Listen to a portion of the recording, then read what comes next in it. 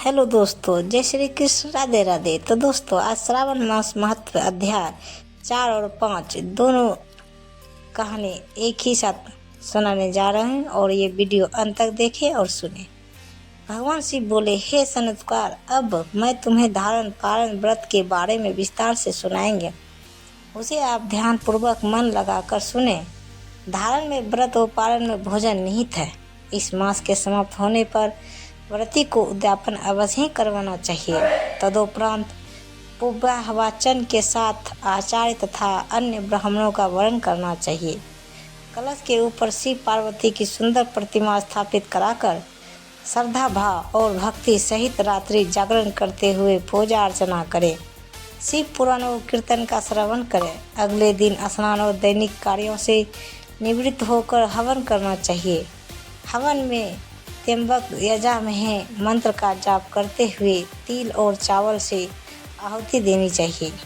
वाम देवास विद्महे महादेवाय धीमहि तत्र रुद्रः प्रचोदयात् मंत्र का उच्चारण करते हुए चावल और घी से आहुति दें। खीर की आहुति देते समय ओम नमः शिवाय मंत्र का उच्चारण करें। तत्पश्चात पूर्णाहुति देकर बाकी के कार्यों को पूरा करना चाहिए। भगवान शिव बोले, हे मुनि श्रेष्ठ, इस ढंग से व्रत करने से प्राणी के अनेक पापों सहित ब्रह्मा हत्या से भी मुक्त को अंत में सद्गति प्राप्त पाता है। शिव बोले, हे सनत्कुमार, अब मैं तुम्हें इस श्रावण मास में किए जाने वाले व्रत की विधि कहता हूँ और बतलाता हूँ। अब ध्यान पूर्वक सुने। पुरुष अथवा नारी को इस व्रत को करने के लिए ब्रह्मचार्य व्रत धारण करते हुए प्रथमा तिथि को व्रत का संकल्प कर लेना चाहिए। अमावस्या वाले दिन मनुष्यों को वृष ध्वज धारण किए हुए शिव का षोडशोपचार से पूजन करना चाहिए। विसर्जन से पूर्व ब्राह्मण को वस्त्राभूषण दक्षिणा स्वरूप प्रदान कर उन्हें भोजन ग्रहण करवाना चाहिए। हे सनत्कुमार, इस उपाय से हमको अति प्रिय है। इसमें 1 लाख होने चाहिए। साधारण रुई से 11 बत्तियां बनाएं। यह बत्तियां मेरी प्रियता के कारण रुद्रवती कहलाती है। श्रावण मास के प्रथम दिन ही यह संकल्प करके मैं प्रतिदिन 1000 बत्तियों से पूजा अर्चना करूँगा। पूजा अर्चना के पश्चात 1000 बत्ती से आरती करें या फिर प्रतिदिन 1000 बत्ती से आरती करें अथवा 1 लाख रुद्रा बत्तियाँ जलानी चाहिए। उन बत्तियों का पवित्र घी से सेवन करना मुझे अत्यधिक प्रिय है। तत्पश्चात जगत संहारक शिव शंकर की कथा दंडचित होकर श्रवण करें। सनत्कुमार, हे देवाधिदेव महादेव, मुझ पर अनुग्रह कर यह बतलाए कि इस व्रत का क्या प्रभाव है। यह व्रत किसने किया था और इसकी उद्यापन विधि क्या है। शंकर देव जी बोले, हे सनत्कुमार, यह रुद्रवती व्रत सब उपवासों में श्रेष्ठ है, जो समस्त उपद्रवों और उपद्रवों में श्रेष्ठ है। यह समस्त उपद्रव और नाशक उपाय फलदायक है, सौभाग्य प्रदाता है। पूर्व काल में क्षिप्रा नदी के तट पर स्थित उज्जैनी नगरी में एक सुंदर वेश्या रहती थी, जिसका नाम सुगंधा था। उसने अपने मोह एवं रूप जाल में फंसाकर अनेक युवकों, ब्राह्मणों, राजाओं का धर्म भ्रष्ट कर दिया था। उसके शरीर की सुगंध मीलों दूर तक महकती थी। समस्त भूमंडल में उसके रूप, लवायन, कांति, यौवन और मदकता की चर्चा थी। नृत्य कला तथा दैहिक आकर्षण में रंभा और उर्वशी सरीखी अप्सराएं भी थी उसके सामने तुच्छ लगती थी। एक दिन वह क्षिप्रा नदी के तट पर गई। वहां उसने चारों ओर ऋषि मुनियों को स्नान ध्यान में मग्न देखा। वहां पर कुछ ब्राह्मण क्षिप्रा नदी के जल में स्नान कर रहे थे, कुछ जप तट में लीन थे, कुछ ब्राह्मण शिव पूजन में तल्लीन थे, तो कुछ विष्णु पूजन कर रहे थे। उन सभी ब्राह्मण और ऋषि श्रेष्ठ पर उस वेश्या की दृष्टि पड़ी। उसका मन काम वासना की ओर से हट गया और विरक्त हो गई। उसने महर्षि वशिष्ठ से अपने पाप कर्मों के विनाश हेतु उत्तम उपाय पूछा। इस पर महर्षि वशिष्ठ बोले, हे सुंदरी, तुम त्रिलोक में प्रसिद्ध वाराणसी नगरी में जाकर तीनों लोकों में प्रसिद्ध रुद्रावती नामक व्रत को धारण करो। हे सुंदरी, यह रुद्रावती व्रत अत्यंत ही कल्याणकारी तथा महान फलदायी होने के साथ साथ भगवान शिव को भी अति प्रिय है। इस व्रत के धारण मात्र से ही सद्गति प्राप्त होती होगी। महर्षि वशिष्ठ की कल्याणकारी वाणी सुनकर वह वेश्या अपनी समस्त धन संपत्ति, नौकर चाकर, मित्र और संबंधियों को देकर काशीपुरी बनारस चल पड़ी। वहां जाकर उसने नियम विधि अनुसार रुद्रवती व्रत धारण किया। उस व्रत पुण्य के प्रभाव वह वैश्या मरणोपरांत पंचभूत सहित शिव देह में विलीन हो मोक्ष को प्राप्त हुई।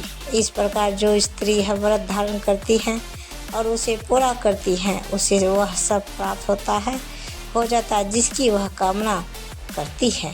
शिव बोले, हे सनत कुमार, अब आप माणिक बत्तियों को महत्व सुनो।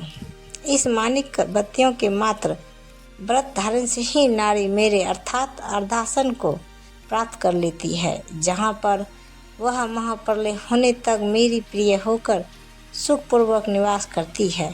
मैं व्रत पूरा करने के लिए व्रतोद्यापन हेतु उपाय बतलाता हूँ, आप इसे ध्यानपूर्वक सुने।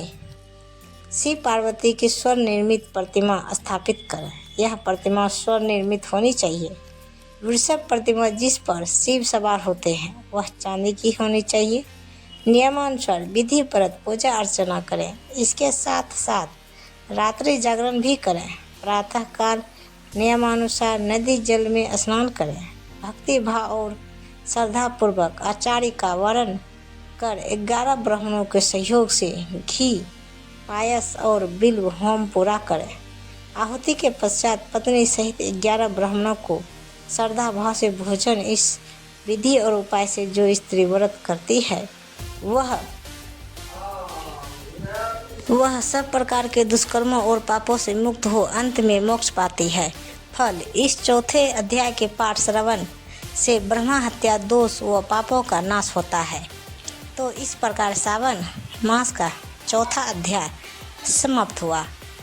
तो श्रावण मास महत्व अध्याय 5 सुनाते हैं। सुनाने से पहले कमेंट बॉक्स में लिखें हर हर महादेव। तो कहानी सुनाते हैं। चौथा अध्याय 5।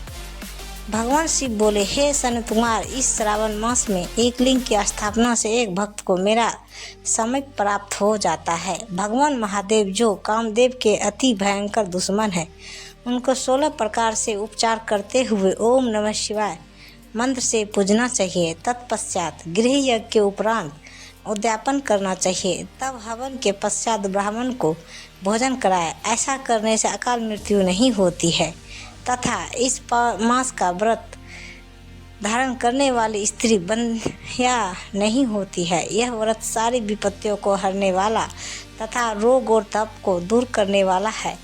यह ऐश्वर्य से में भी बढ़ोतरी करता है। श्रावण मास में पंचामृत से अभिषेक करने वाला मरणोपरांत शिव धाम में 1 कल्प तक वास करता है तथा वह श्री भगवान सदाशिव को भी अत्यंत प्रिय होता है। इस मास में चावल का सेवन वर्जित है तथा में हवियान भोजन करने वाला अनंत धान्य सामग्री की अक्षय निधि पाता है।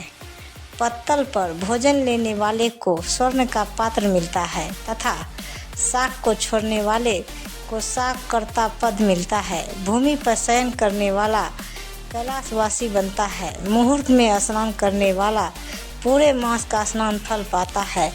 इंद्रियों को काबू में रखने वाला जितेंद्रिय बनता है।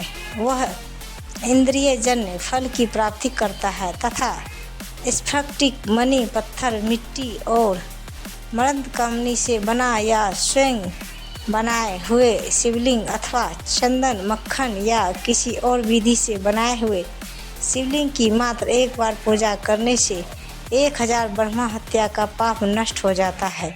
सूर्य ग्रहण, चंद्र ग्रहण या किसी रिद्धि क्षेत्र में 1 लाख जप करने से मिलने वाले सिद्धि श्रावण मास में केवल 1 बार जप करने से मिल जाती है। अन्य किसी क्षेत्र में नमस्कार अथवा परिक्रमा से जो 1000 वर्षों का फल मिलता है, वह इस मास में केवल 1 बार के नमस्कार करने से मिल जाता है। हे ब्रह्मापुत्र, मुझे यह श्रावण मास अत्यंत ही प्रिय है। इस मास में वेद पारायण करने से सब प्रकार के वेदों की सिद्धि मिल जाती है तथा श्रद्धा भाव से स्वाध्याय करने पर ब्रह्मा हत्या या अन्य जघन्य पापों से मुक्ति मिलती है। शिव बोले, हे ब्रह्मापुत्र, गुरु सस्या पर किया गया पाप इस मास के पुण्य प्रताप से नष्ट हो जाता है। अतः इस मास में प्रतिदिन पूर्व सुख का पाठ अवश्य करना चाहिए। केवल इसका अर्थवाद करने से नरक मिलता है। गृह यज्ञ में भक्त को समिधा, चरु, तिल और घी का प्रयोग करना चाहिए। पूजा में धूप, गंध, पुष्प आदि लगाइए। भगवान सदाशिव का उनके रूपों के अनुसार बयान करके शक्ति के अनुसार होम, लक्ष्य होम व हवन करें। हे ब्रह्मपुत्र, अब मैं तुम्हें वार व्रत बतलाता हूँ, अतः दंतचित हो यह कथा सुनो। प्राचीन काल में प्रतिनिष्ठापुर नगरी में सुकमा नाम का बहुत ही दीन ब्राह्मण रहता था, जो भिक्षावृत्ति से अपना गुजारा करता था। एक दिन वह एक घर में भिक्षा मांगने गया। उस घर में कुछ महिलाएं रविवार की व्रती थी। उन्होंने ब्राह्मण को देखकर पूजा अर्चना का सामान कपड़े से ढाँप दिया। फिर उसने उन स्त्रियों से कहा, देवी देवियों, आप सभी साध्वी हैं। फिर उसने उन स्त्रियों से कहा, देवियों, आप सभी साध्वी हैं, फिर आपने क्यों ऐसा किया? मैं अपनी दीना अवस्था के कारण अति दुखी हूँ, अतः मैं भी यह व्रत करना चाहता हूँ, मुझे इसके बारे में बताओ। महिलाएं बोली, हे ब्राह्मण देव, अगर व्रत में उन्माद, प्रमाद, श्रद्धा न हो तो यह व्रत सफल नहीं होता है। अतः इनको त्याग कर कथा ध्यानपूर्वक सुनना चाहिए। उन स्त्रियों में से एक वृद्ध महिला ने उस गरीब ब्राह्मण को व्रत की विधि बतलाई और कथा सुनाई। वह कथा इस प्रकार है।